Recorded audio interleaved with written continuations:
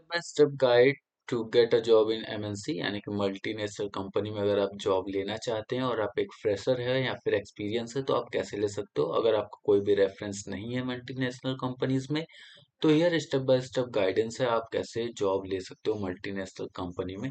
यहाँ पर कुछ उसके बारे में लिखा हुआ है। Getting a job in a multinational company यानी कि MNC takes skill strategy and consistency. Here's no fluff, real world roadmap you can follow whether you are a student, recent graduate और switching career यानी कि आप एक student हो या फिर रिसेंट अपने ग्रेजुएशन कंप्लीट किया है या फिर आप अपना करियर स्विच करना चाहते हो प्रोडक्ट बेस्ड कंपनी से मल्टीनेशनल कंपनी की तरफ या फिर सर्विस बेस्ड कंपनी से आप एमएनसीज में एंटर करना चाहते हो। उसके लिए आपको स्किल्स की जरूरत पड़ेगी, स्ट्रेटेजी आपके पास अच्छी होनी चाहिए और आपके अंदर कंसिस्टेंसी होनी चाहिए।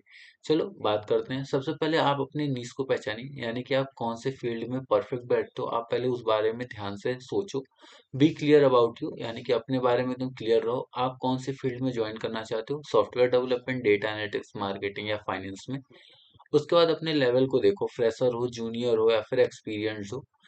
और उसके बाद the kind of MNC you are aiming for, tech, consulting, product base, etc यानी कि आप कौन सी एमएनसी को ज्वाइन करना चाहते हो उसके बारे में आप अच्छे से नॉलेज ले लो।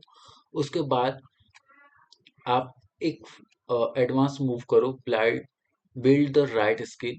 आप अपनी स्किल को ज़्यादा इम्प्रूव करो। यहाँ पर कोई भी शॉर्टकट काम नहीं आता। यहाँ पर जो भी होता है सब रियल होता है और जॉब रेडी स्किल्स आपके पास होनी चाहिए। नॉलेज होने से कुछ नहीं होता।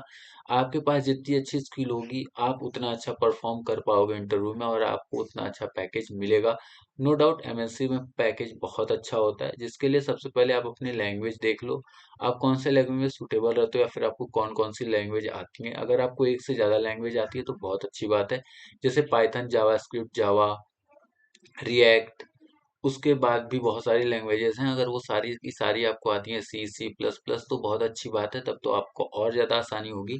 उसके बाद टूल्स आप कैसे यूज़ करते हो, गिट यूज़ करते हो, एसक्यूएल यूज़ करते हो, वीएस कोड करते हो, एपीआईज करते हो, लिनक्स करते हो या फिर आप जुपिटर नोटबुक्स पे भी सूटेबल हो। तो जितनी ज़्यादा आप एडिटर पे सूटेबल हो गए या फिर जितने ज़्यादा स्किल और कोर आपका स्ट्रांग होगा, आपके जॉब की चांसेस उतनी ज़्यादा होती हैं। उसके बाद कॉन्सेप्ट की बात करें तो data structure, algorithms, problem solving पे मेन फोकस करना, क्योंकि ये सबसे ज़्यादा कंपनीज की डिमांड में होता है। ऑप्शन बट यूजफुल, क्लाउड और डेव ऑप्स, एआईएमएल बेसिक्स, ये सारी चीज़ें आपको आनी चाहिए, बहुत अच्छा होता है। अगर आप डेटा की फील्ड में जा रहे हो, अगर आपको नहीं आता है तो फिर आप लेट कोड जैसी एक वेबसाइट है, मैं इसका लिंक जो है वो आपको डिस्क्रिप्शन में दे दूंगा, तो फिर आप नो डाउट वहाँ पर जाकर के एक बार चेकआउट कर लेना। हैकर रैंक फॉर कोडिंग के लिए हैं ये दोनों, मैं इन दोनों का लिंक जो है वो डिस्क्रिप्शन में लगा दूंगा। Free code camp, Coursera, Udemy for courses, अगर आपको सर्टिफिकेशन चाहिए तो आप इन तीनों के पास जा सकते हो। और गिटहब है आपके शोकेस प्रोजेक्ट्स को शोकेस करने के लिए और लोगों से मदद लेने के लिए।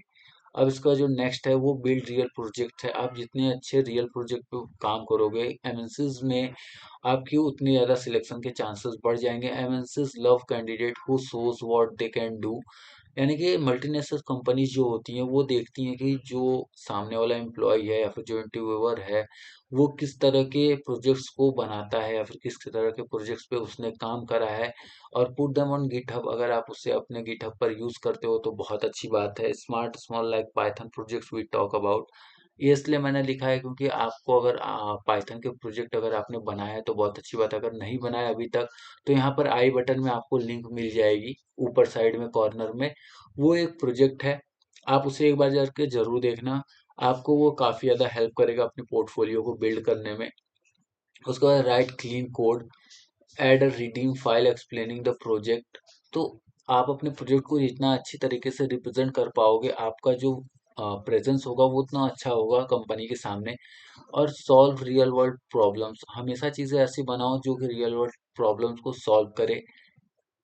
क्रिएट अ सॉलिड रेज्यूम, देखो रेज्यूम का भी आपको बहुत ज़्यादा ध्यान रखना है। रेज्यूमे का सबसे पहले एक पेज का ही रेज्यूम बनाना। अगर आप एक्सपीरियंस हो तभी दो पेजों का आप रेज्यूम बनाना, अदरवाइज एक पेज का। क्लीन क्लियर और कोई भी उस पर खाची पीची मतलब कुछ भी अलग से उस पर लिखा ना हो। मतलब स्टफ्स हो गए ना, जैसे फालतू के स्टफ्स उस पर आप ऐड मत करना। सिर्फ जितनी क्लियर एंड कट चीज़ें होंगी उतना ही आप उस पर पुट करना, और झूठ तो बिल्कुल भी मत लिखना उस पर। फोकस ऑन स्किल, अपने स्किल्स पे फोकस करना, प्रोजेक्ट बनाना, इंटर्नशिप अचीवमेंट, ये सारी चीज़ें आप दिखाना। और अगर आपको रेज्यूम बनाने में दिक्कत हो रही है तो आप ओवरलीव जैसे वेबसाइट या फिर नो रेज्यूम पे जा करके और कैनवा का यूज़ करके आप अपनी जो रेज्यूमे है उसे बना सकते हो। उसके बाद build a LinkedIn profile that gets notice, एक ऐसी लिंक्डइन प्रोफाइल बनाना जो कि आपको बहुत ज़्यादा हेल्प करेगी लोगों की नज़रों में आने के लिए।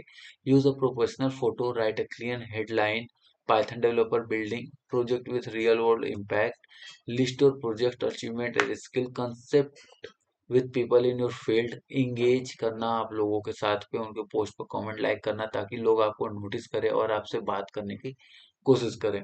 उसके बाद अप्लाई स्मार्ट नॉट ब्लाइंडली। देखो एमएनसीज में जॉब लेने के लिए बहुत लोग ऐसे हैं जो कि पैसे देने के लिए तैयार होते हैं, और बहुत से ऐसे ठगे भी मार्केट में होते हैं जो कि बोलते हैं आप मुझे 20,000, 50,000, 1 लाख रुपए दे दो, मैं आपको 10 लाख, 12 लाख का पैकेज लगवा करके दे दूंगा। यार अगर उन्हें 10 लाख का, 12 लाख का पैकेज मिलता तो वो खुद ना कर लेते? एक बार आप ध्यान देना इस बात पे। और हाँ, अपने लिंक्डइन पे जॉब्स होती हैं या फिर कंपनी के वेबसाइट पर आप जाकर के देखना, नौकरी, इंडीड और ग्लासडोर जैसी साइट्स पर ही आप अपने प्रोफाइल को बनाना, और ईमेल से ही आप एचआर को कांटेक्ट करना।